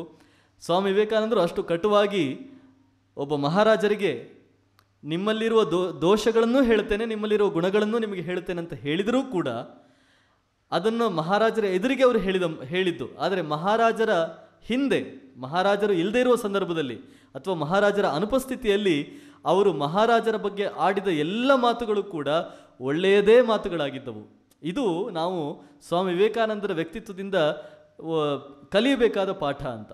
ಯಾಕಂದರೆ ಎಷ್ಟೋ ಸಲ ನಾವು ಇದರ ವಿರುದ್ಧವಾಗಿ ಕೆಲಸ ಮಾಡ್ತೇವೆ. ನಾವು ಒಬ್ಬರ ಎದುರುಗಡೆ ಅವರಿಗೆ ಬಹಳ ಖುಷಿಯಾಗುವ ಮಾತುಗಳನ್ನು ಹೇಳ್ತೇವೆ, ಆದರೆ ಅವರ ಬೆನ್ನ ಹಿಂದೆ ಅವರ ಬಗ್ಗೆ ಎಲ್ಲ ಕೆಟ್ಟ ಮಾತುಗಳನ್ನು ಹೇಳ್ತೇವೆ. ಆದರೆ ಸ್ವಾಮಿ ವಿವೇಕಾನಂದರು ಮಹಾರಾಜರ ಎದುರುಗಡೆ ಅವರಿಗೆ ಕಟುವಾದ ಮಾತುಗಳನ್ನು ಹೇಳಿದರು, ಆದರೆ ಅವರ ಬೆನ್ನ ಹಿಂದೆ ಅಥವಾ ಅವರ ಅನುಪಸ್ಥಿತಿಯಲ್ಲಿ ಅವರು ಯಾವತ್ತೂ ಕೂಡ ಮಹಾರಾಜರ ಬಗ್ಗೆ ಕೆಟ್ಟ ಮಾತುಗಳನ್ನು ಹೇಳಿಲ್ಲ. ಅವರ ಎಲ್ಲ ಗುಣಗಳನ್ನೇ ಅವರು ಹೇಳ್ತಾ ಬಂದರು ಅಂತ. ಇದು ಬಹಳ ದೊಡ್ಡ ಒಂದು ಗುಣ, ನಾವೆಲ್ಲರೂ ಕಲಿಯಬೇಕಾದ ಒಂದು ಬಹಳ ಮುಖ್ಯವಾದ ಸಂದೇಶ ಅಂತ ನನಗನ್ನಿಸ್ತದೆ. ಹಾಗೆಯೇ ಅವರು ಎರಡು ವ್ಯಕ್ತಿಗಳ ಜೊತೆ ಚರ್ಚೆಯನ್ನು ಮಾಡ್ತಾರೆ. ಒಂದು ಅಬ್ದುಲ್ ರೆಹಮಾನ್ ಸಾಹೇಬ್ ಅಂತ ಹೇಳಿ ಪ್ರಜಾಪ್ರತಿನಿಧಿ ಸಭೆಯಲ್ಲಿ, ಮೈಸೂರಿನಲ್ಲಿ ಆಗ ಪ್ರಜಾಪ್ರತಿನಿಧಿ ಸಭೆ ಇತ್ತು. ಈಗ ನಾವು ಹೇಗೆ ವಿಧಾನ ಪರಿಷತ್ತು ಅಥವಾ ವಿಧಾನಸಭೆ ಅಂತ ಹೇಳ್ತೇವೋ, ಸಮಾಜದ ಎಲ್ಲ ವರ್ಗಗಳ ಎಲ್ಲ ಸಮುದಾಯಗಳ ಪ್ರತಿನಿಧಿಗಳು ಇರುವಂಥ ಒಂದು ಸಭೆಯನ್ನು ಇವತ್ತು ನಾವು ಸಾಂವಿಧಾನಿಕವಾದ ವ್ಯವಸ್ಥೆಯಲ್ಲಿ ನೋಡ್ತಾ ಇದ್ದೇವೋ, ಅಂತಹ ಒಂದು ವ್ಯವಸ್ಥೆಯನ್ನು ಆಗಿನ ಕಾಲದಲ್ಲಿ 130 ವರ್ಷಗಳ ಹಿಂದೆ ಮೈಸೂರಿನಲ್ಲಿ ಚಾಮರಾಜ ಒಡೆಯರವರು ಪ್ರಜಾಪ್ರತಿನಿಧಿ ಸಭೆಯ ಅನ್ನುವ ಒಂದು ಹೆಸರಿನಲ್ಲಿ ತಂದಿದ್ರು. ಆ ಸಭೆಯಲ್ಲಿ ಒಬ್ಬ ಮುಸ್ಲಿಂ ಪ್ರತಿನಿಧಿ ಕೂಡ ಇದ್ದರು, ಅಬ್ದುಲ್ ರೆಹಮಾನ್ ಸಾಹೇಬ್ ಅಂತ ಹೇಳಿ. ಅವರು ವಿವೇಕಾನಂದರ ಹತ್ರ ಬಂದು ಇಸ್ಲಾಂ ಧರ್ಮದ ಬಗ್ಗೆ, ಇಸ್ಲಾಂ ರಿಲಿಜನ್ ಬಗ್ಗೆ ಅವ್ರ ಜೊತೆ ಚರ್ಚೆ ಮಾಡಿದರು ಅಂತ. ಆವಾಗ ಅವರು ಅದರ ಬಗ್ಗೆ ಮುಕ್ತವಾಗಿ ಸಂವಾದ ಮಾಡ್ತಾರೆ.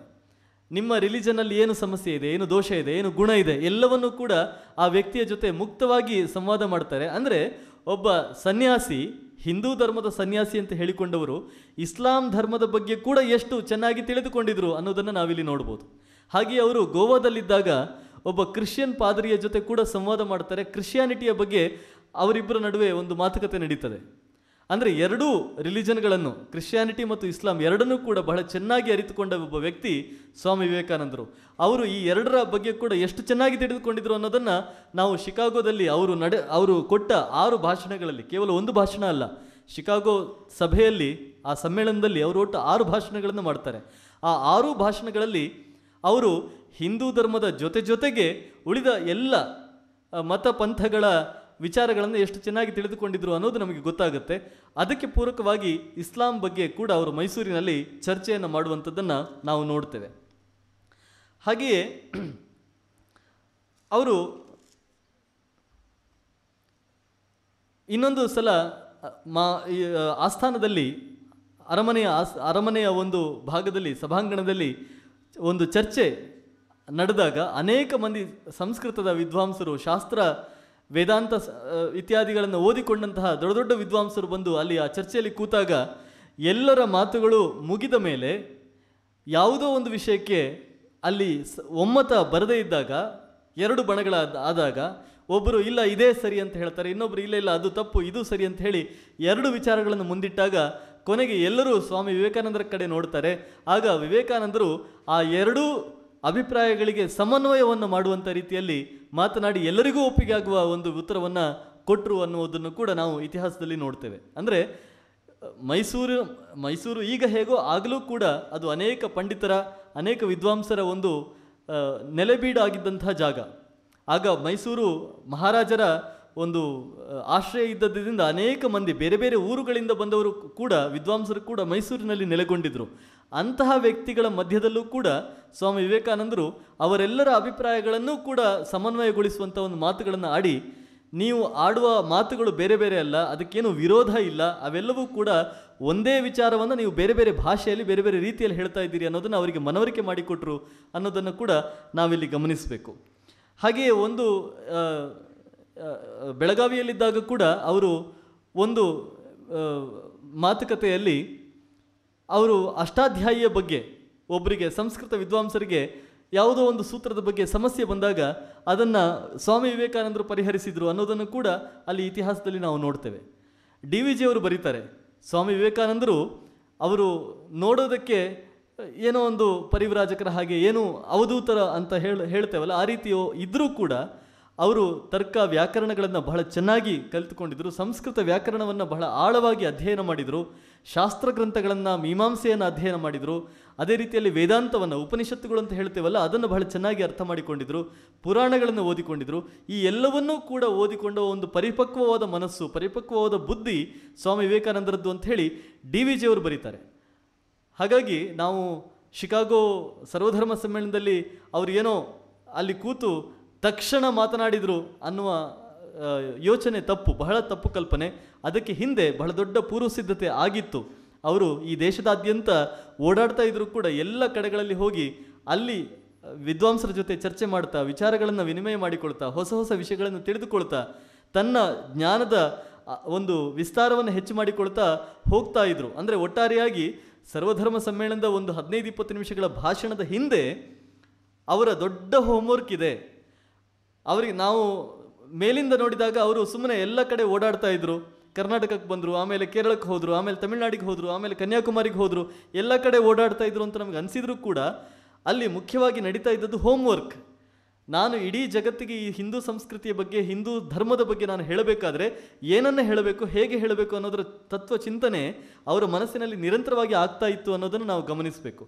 ಸೊ ಮೈಸೂರಿನಲ್ಲಿ ನವೆಂಬರ್ 4ರಿಂದ ನವೆಂಬರ್ 24ರವರೆಗೆ ಸುಮಾರು 20 ದಿನಗಳ ಕಾಲ, 3 ವಾರಗಳ ಕಾಲ ಮೈಸೂರಿನಲ್ಲಿ ಅವರು ತಂಗಿದ್ದ ಸಮಯದಲ್ಲೂ ಕೂಡ ಈ ನಿರಂತರವಾದ ವೇದಾಂತ ಚರ್ಚೆ ಅಲ್ಲಿ ನಡೀತಾ ಇತ್ತು.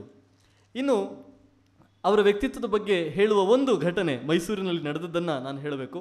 ಮೈಸೂರು ಮಹಾರಾಜರು ಅವರಿಗೇನಾದರೂ ಒಂದು ಉಡುಗೊರೆ ಕೊಡಬೇಕು ಅಂತ ಹೇಳಿ ಅವರನ್ನು ಒಂದು ದಿನ ಬಜಾರಿಗೆ ಕರೆದುಕೊಂಡು ಹೋಗಿ ಅಂತ ಒಬ್ಬರನ್ನು ಕಳಿಸಿದ್ರಂತ, ಸಹಾಯಕರನ್ನು ಕರೆದು ನೀವು ಅವರನ್ನು ಮಾರುಕಟ್ಟೆಗೆ ಕರೆದುಕೊಂಡು ಹೋಗಿ ಅವರಿಗೆ ಏನು ಬೇಕೋ ಅದನ್ನು, ಅವರು ಏನನ್ನು ಮುಟ್ಟುತ್ತಾರೋ ಅದನ್ನು ಕೊಡಿಸ್ಬೇಕು ಅಂತ ಹೇಳಿ ವಿತ್ ಚೆಕ್ ಬುಕ್ ಸಮೇತ ಕಳಿಸಿಕೊಟ್ರಂತೆ. ಯಾಕಂದರೆ ಕ್ಯಾಶ್ ಇರ್ತದೆ ಇಲ್ವೋ ಗ್ಯಾರಂಟಿ ಇಲ್ಲ.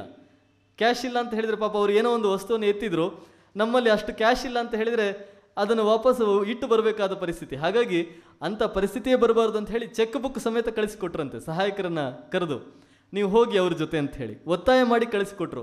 ವಿವೇಕಾನಂದರು ಹೇಳಿದ್ರು, ಇಲ್ಲ ನನಗೆ ಮನಸ್ಸಿಲ್ಲ, ನನಗೆ ಆ ಥರದ್ದೆಲ್ಲ ಏನು ಪ್ರಾಪಂಚಿಕವಾದ ಏನೂ ಆಸೆಗಳಿಲ್ಲ ಅಂತ ಹೇಳಿದ್ರು ಕೂಡ ಇಲ್ಲ ನೀವು ಹೋಗಲೇಬೇಕು ಅಂತ ಹೇಳಿ ಅವರನ್ನು ಕಳಿಸಿಕೊಟ್ರು.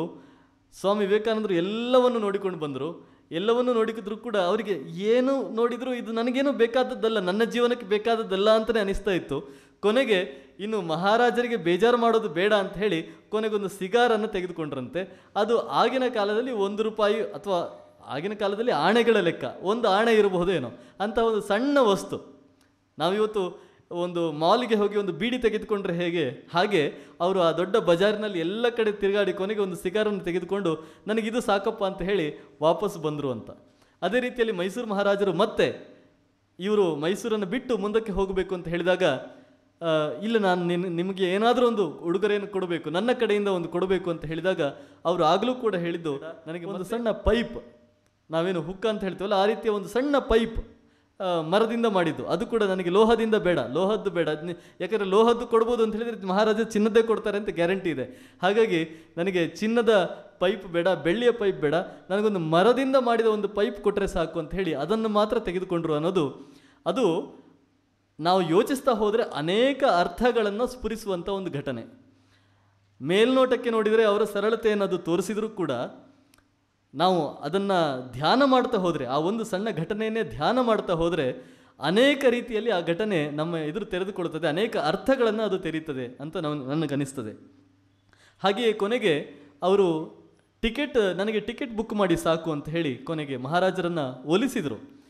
ಮಹಾರಾಜರು ನನ್ನಿಂದ ಏನಾಗಬೇಕು ಅಂತ ಒಂದು ಪ್ರಶ್ನೆಯನ್ನು ಕೇಳಿದಾಗ ಅವರನ್ನು ಕೂರಿಸಿಕೊಂಡು ಸುಮಾರು 1 ಗಂಟೆಯ ಕಾಲ ಸ್ವಾಮಿ ವಿವೇಕಾನಂದರು ಈ ದೇಶದ ಒಟ್ಟಾರೆ ಪರಿಸ್ಥಿತಿಯ ಬಗ್ಗೆ ಹೇಳಿದರು ಅಂತ ಹೇಳಿ ಅದು ಕೂಡ ಇತಿಹಾಸದಲ್ಲಿ ದಾಖಲಾಗಿದೆ. ನಮ್ಮ ದೇಶದ ಬಡತನ, ನಮ್ಮ ದೇಶದಲ್ಲಿರುವ ಅಸಮಾನತೆಗಳು, ನಮ್ಮ ದೇಶದಲ್ಲಿರುವ ಬೇರೆ ಬೇರೆ ಸಾಮಾಜಿಕ ಸಮಸ್ಯೆಗಳು ಮತ್ತು ಇದೆಲ್ಲವನ್ನು ಹೋಗಲಾಡಿಸಲಿಕ್ಕೆ ನಾವು ಏನು ಮಾಡಬಹುದು, ಒಬ್ಬ ರಾಜರಾಗಿ ನೀವೇನು ಮಾಡಬೇಕು, ಒಬ್ಬ ಸಂತನಾಗಿ ನಾನೇನು ಮಾಡಬೇಕು, ಈ ಎಲ್ಲ ವಿಚಾರಗಳನ್ನು ಅವರು ಮುಕ್ತವಾಗಿ 1 ಗಂಟೆಯ ಕಾಲ ಮಹಾರಾಜರಿಗೆ ಹೇಳಿದರು ಅನ್ನೋದನ್ನು ಇತಿಹಾಸದಲ್ಲಿ ನಾವು ನೋಡ್ತೇವೆ. ಅದೇ ವಿಚಾರಗಳನ್ನು ಈಗ ಮಹಾರಾಜರು ಪ್ರಸ್ತಾಪ ಮಾಡಿದರು. ಶಿಕಾಗೋ ದಿಂದ ಅವರು ಬರೆಯುವ ಪತ್ರ, ಚಾಮರಾಜೇಂದ್ರ ಒಡೆಯರಿಗೆ ಪತ್ರ ಬರೀತಾರೆ. ಆ ಪತ್ರದಲ್ಲಿ ಕೂಡ ಅವರು ಅದೇ ವಿಚಾರಗಳನ್ನು ಅವರು ಹೇಳ್ತಾರೆ. ನೋಡಿ, ಅಲ್ಲಿ ಆ ಪತ್ರದಲ್ಲಿ ಮಹಾರಾಜರಿಗೆ ಬರೆಯುವ ಪತ್ರದಲ್ಲಿ ಒಂದೇ ಒಂದು ಅಂಶವನ್ನು ನಾನು ಉಲ್ಲೇಖ ಮಾಡ್ತೇನೆ. ಅವರು ಹೇಳುವ ಒಂದು ಅಂಶ, ನಾನು ಇಡೀ ಭಾರತವನ್ನು ನೋಡಿದ್ದೇನೆ, ಭಾರತದಲ್ಲಿ ಹಿಮಾಲಯದಿಂದ ಕನ್ಯಾಕುಮಾರಿಯವರೆಗೆ ಎಲ್ಲ ಕಡೆ ತಿರುಗಾಡಿದ್ದೇನೆ. ಅದೇ ರೀತಿ ಈಗ ಅಮೆರಿಕಾದಲ್ಲೂ ಕೂಡ ಎಲ್ಲ ಬೀದಿಗಳನ್ನು, ಗಲ್ಲಿಗಳನ್ನು, ರಾಜ್ಯಗಳನ್ನು ಎಲ್ಲವನ್ನೂ ಕೂಡ ನೋಡಿದ್ದೇನೆ. ಇಲ್ಲಿ ನಾನು ಗಮನಿಸಿದ ಒಂದು ವ್ಯತ್ಯಾಸ ಬಡವರ ಕುರಿತು. ಭಾರತದಲ್ಲಿರುವ ಬಡವರು ಮತ್ತು ಈ ಅಮೆರಿಕದಲ್ಲಿರುವ ಬಡವರು, ಈ ಎರಡು ಗುಂಪುಗಳ ನಡುವಿನ ವ್ಯತ್ಯಾಸ ಏನು ಅಂತ ಹೇಳಿದರೆ, ಅಮೆರಿಕದಲ್ಲಿರುವ ಬಡವರು ಪಿಶಾಚಿಗಳು, ಭಾರತದಲ್ಲಿರುವ ಬಡವರು ದೇವರ ಸಮಾನ ಅನ್ನೋ ಒಂದು ಮಾತನ್ನು ಹೇಳ್ತಾರೆ. ಯಾಕೆ ಈ ಮಾತನ್ನು ಹೇಳಿದರು ಅಂತ ಹೇಳಿದರೆ, ನೋಡಿ, ಬಡತನ ಅಂತ ಹೇಳುವಂಥದ್ದು ನಿಮ್ಮ ಜೀವನದ ಎಲ್ಲ ಮೌಲ್ಯಗಳನ್ನು ಕೂಡ ಅದು ಕಸಿದುಕೊಳ್ಳಬಹುದು. ಈಗ ಉದಾಹರಣೆಗೆ, ನಾನು ತುಂಬ ಬಡವ, ನನಗೆ ಹೊಟ್ಟೆ ಹಸಿತಾ ಇದೆ ಅಂತ ಹೇಳಿದರೆ ನಾನು ಕಳ್ಳತನಕ್ಕೆ ಕೈ ಹಾಕ್ಬೋದು. ಅಂದರೆ ಕಳ್ಳತನ ಮಾಡಬಾರದು ಅನ್ನುವ ಮೌಲ್ಯವನ್ನು ನನ್ನ ಬಡತನ ಕಸಿದುಕೊಳ್ಳುತ್ತದೆ. ಹಾಗೆ ಈ ಬಡತನದಿಂದಾಗಿ, ಹಣ ಇಲ್ಲದೇ ಇರುವಂತಹ ಒಂದು ಸ್ಥಿತಿಯಿಂದಾಗಿ ಜೀವನದಲ್ಲಿ ಯಾವೆಲ್ಲ ಮೌಲ್ಯಗಳು ಇರಬೇಕಾಗಿತ್ತು ಆ ಎಲ್ಲ ಮೌಲ್ಯಗಳನ್ನು ಅಮೆರಿಕದ ಬಡವರು ಬಿಟ್ಟುಬಿಟ್ಟಿದ್ದಾರೆ. ಅವರು ಕಳ್ಳತನ ಮಾಡ್ತಾರೆ, ಅವರು ಸುಳ್ಳು ಹೇಳ್ತಾರೆ, ಅವರು ದರೋಡೆ ಮಾಡ್ತಾರೆ, ಅವರು ಕೊಲೆ ಮಾಡ್ತಾರೆ. ಅವರಿಗೆ ಯಾವುದೇ ಒಂದು ನೀತಿ ನಿಯಮಗಳಿಲ್ಲ, ಧಾರ್ಮಿಕವಾದ ಭಾವನೆಗಳಿಲ್ಲ, ಯಾವುದೂ ಇಲ್ಲ. ಕೇವಲ ಒಂದು ಹಣ ಇಲ್ಲ ಅನ್ನೋ ಒಂದು ಸ್ಥಿತಿಯಿಂದಾಗಿ ಅವರು ತಮ್ಮ ಜೀವನದ ಎಲ್ಲ ಮೌಲ್ಯಗಳನ್ನೂ ಬಿಟ್ಟಿದ್ದಾರೆ. ಆದರೆ ಭಾರತದ ಬಡವರು, ಅವರು ದುಡ್ಡಿಲ್ಲ ಅನ್ನೋದು ಬಿಟ್ಟರೆ ಮಿಕ್ಕಿದ್ದೆಲ್ಲವೂ ಅತಿಶಯವಾಗಿ ಇದೆ. ನೀವು ಭಾರತದ ಬಡವರಲ್ಲಿ ಕಳ್ಳತನ ಮಾಡಪ್ಪ, ನೀನು ಕಳ್ಳತನ ಮಾಡಿ ಹೊಟ್ಟೆ ತುಂಬಿಸ್ಕೊ ಅಂತ ಹೇಳಿದರೆ, ಇಲ್ಲಪ್ಪ ದೇವರು ಮೆಚ್ಚಲ್ಲ ಅಂತ ಅನ್ನೋ ಮಾತನ್ನು ಒಬ್ಬ ಬಡವ ಹೇಳ್ತಾನೆ. ಭಾರತದಲ್ಲಿ ಸುಳ್ಳು ಹೇಳಿ ನೀನು ಹೊಟ್ಟೆ ತುಂಬಿಸ್ಕೊ ಅಂತ ಹೇಳಿದರೆ, ಸುಳ್ಳು ಹೇಳೋದಿಲ್ಲ, ನಾನು ಒಂದು ಹೊತ್ತು ಹೊಟ್ಟೆಗೆ ಇಲ್ಲದಿದ್ರೂ ಪರವಾಗಿಲ್ಲ, ನಾನು ಸತ್ಯವನ್ನೇ ಹೇಳ್ತೇನೆ ಅನ್ನೋ ಮಾತನ್ನು ಒಬ್ಬ ಭಾರತದ ಬಡವ ಹೇಳ್ತಾನೆ. ಅಂದರೆ ಭಾರತದಲ್ಲಿ ಬಡವರಿಗೆ ಹಣ ಇಲ್ಲ ಅನ್ನೋದು ಒಂದು ಬಿಟ್ಟರೆ ಮಿಕ್ಕ ಎಲ್ಲ ಮೌಲ್ಯಗಳು, ಎಲ್ಲ ಗುಣಗಳು ಕೂಡ ಅತಿಶಯವಾಗಿ ಇದೆ ಅನ್ನುವುದನ್ನು, ಈ ವ್ಯತ್ಯಾಸವನ್ನು ಸ್ವಾಮಿ ವಿವೇಕಾನಂದರು ಗುರುತಿಸಿ ಅದನ್ನು ಮಹಾರಾಜರಿಗೆ ಬರೆಯುವ ಪತ್ರದಲ್ಲಿ ಹೇಳ್ತಾರೆ. ಹಾಗಾಗಿ ಅವ್ರು ಹೇಳ್ತಾರೆ, ನಾವು ಇಲ್ಲಿ ಭಾರತದಲ್ಲಿ ಮಾಡಬೇಕಾದ ಕೆಲಸ ತುಂಬ ಸರಳ. ನಾವು ಅಮೆರಿಕದಲ್ಲಿ ಬಡವರನ್ನು ಮೇಲೆತ್ತಬೇಕಾದ್ರೆ ನಾವು ಅವರಿಗೆ ಕೇವಲ ದುಡ್ಡನ್ನು ಕೊಡೋದು ಮಾತ್ರ ಅಲ್ಲ, ಅಥವಾ ಅವರಿಗೆ ಸಂಪತ್ತನ್ನು ಸೃಷ್ಟಿ ಮಾಡೋದು ಮಾತ್ರ ಅಲ್ಲ, ಅವರಲ್ಲಿ ಮೌಲ್ಯವನ್ನು ತುಂಬಿಸುವ ಕೆಲಸವನ್ನು ಮಾಡಬೇಕು. ಆದರೆ ಭಾರತದಲ್ಲಿ ನಾವು ಅಂತಹ ದೊಡ್ಡ ಕೆಲಸವನ್ನು, ಸಾಹಸವನ್ನು ಮಾಡಬೇಕಾಗಿಲ್ಲ. ಅವರ ಆರ್ಥಿಕ ಪರಿಸ್ಥಿತಿಯನ್ನು ಮೇಲೆತ್ತಿದ್ರೆ ಸಾಕು, ಅಲ್ಲಿ ಸಮಾಜದಲ್ಲಿರುವಂಥ ಅಸಮಾನತೆಯನ್ನು ಹೋಗಲಾಡಿಸಿದರೆ ಸಾಕು, ನಾವು ಮಿಕ್ಕ ಎಲ್ಲ ಅವರ ಗುಣಗಳು ಹಾಗೇ ಇರ್ತವೆ, ಅವರ ಮೌಲ್ಯಗಳು ಹಾಗೇ ಇರ್ತವೆ, ನಾವು ಅವರನ್ನು ಸಮಾಜದ ಒಳ್ಳೆಯ ವ್ಯಕ್ತಿಗಳನ್ನಾಗಿ ಮಾಡಬಹುದು ಅನ್ನುವ ಒಂದು ಅಂಶವನ್ನು ಸ್ವಾಮಿ ವಿವೇಕಾನಂದರು ಅಮೆರಿಕಾದಿಂದ ಬರೆಯುವ ಪತ್ರದಲ್ಲಿ ಮಹಾರಾಜರಿಗೆ ಬರೀತಾರೆ. ಸೊ ಹೀಗೆ ಅವರ ಅನೇಕ ಜೀವನದ ಈ ಎಲ್ಲ ಅನೇಕ ಅಂಶಗಳು. ಕೊನೆಗೆ ನಾನು ಹೇಳಿದೆ, ನೀವು ಇಲ್ಲೇ ಇರಬೇಕು ಅಂತ ಮಹಾರಾಜರು ಹಠ ಹಿಡಿದು ಕೂತು ಬಿಡ್ತಾರೆ. ನೋಡಿ, ಇಬ್ಬರಿಗೂ 30 ವರ್ಷ ವಯಸ್ಸು, ನೀವು ಹೋಗಬಾರ್ದು ಮುಂದಕ್ಕೆ, ಏನು ಪ್ರವಾಸ ಮಾಡೋದು ಆಮೇಲೆ ಇದ್ದೇ ಇರುತ್ತೆ, ಒಂದು 2 ತಿಂಗಳು ಇಲ್ಲಿದ್ದು ಬಿಡಿ, ಒಂದು 3 ತಿಂಗಳು ಇದ್ದು ಬಿಡಿ, ಒಂದು 6 ತಿಂಗಳು ಇದ್ದು ಬಿಡಿ ಅಂತ ಹೇಳಿ ಮಹಾರಾಜರು ಅವರಲ್ಲಿ ಒತ್ತಾಯ ಮಾಡಿದಾಗ ಅದೇ ಮಾತನ್ನು ಅವರು ಮತ್ತೆ ಹೇಳ್ತಾರೆ. ಬೆಳಗಾವಿಯಲ್ಲಿ ಒಬ್ಬ ಸಾಮಾನ್ಯ ವ್ಯಕ್ತಿಯ ಮನೆಯಲ್ಲಿದ್ದವರು ಇಲ್ಲಿ ಮಹಾರಾಜರ ಆತಿಥ್ಯವನ್ನು ಪಡೀತಾ ಅರಮನೆಯಲ್ಲಿದ್ದವರು. ನೋಡಿ, ಒಬ್ಬ ಮನುಷ್ಯ ಶ್ರೀಮಂತಿಕೆಯಿಂದ ಅಥವಾ ಹಣದಿಂದ ಆತನ ಮನಸ್ಸು ಚಂಚಲ ಆಗೋದಿದ್ರೆ ನಮಗೆಲ್ಲ ಆಗ್ತದೆ. ಒಬ್ಬ ಸಾಮಾನ್ಯರ ಮನೆಯಲ್ಲಿದ್ದಾಗ ಪರವಾಗಿಲ್ಲ, ಒಂದು 2-3 ದಿನ ಇದ್ದು ಆಮೇಲೆ ಹೊರಡ್ತೇನೆ ಅನ್ನೋ ಮನಸ್ಸಿದ್ರೂ ಕೂಡ ಅರಮನೆಯ ಆತಿಥ್ಯ ಸಿಕ್ಕಿದಾಗ ಇಲ್ಲೇ ಒಂದು 2 ತಿಂಗಳು ಇರೋಣ ಅಂತ ಅನಿಸ್ಬೋದು ನಮಗೆ, ನಾವೆಲ್ಲ ಜನಸಾಮಾನ್ಯರು.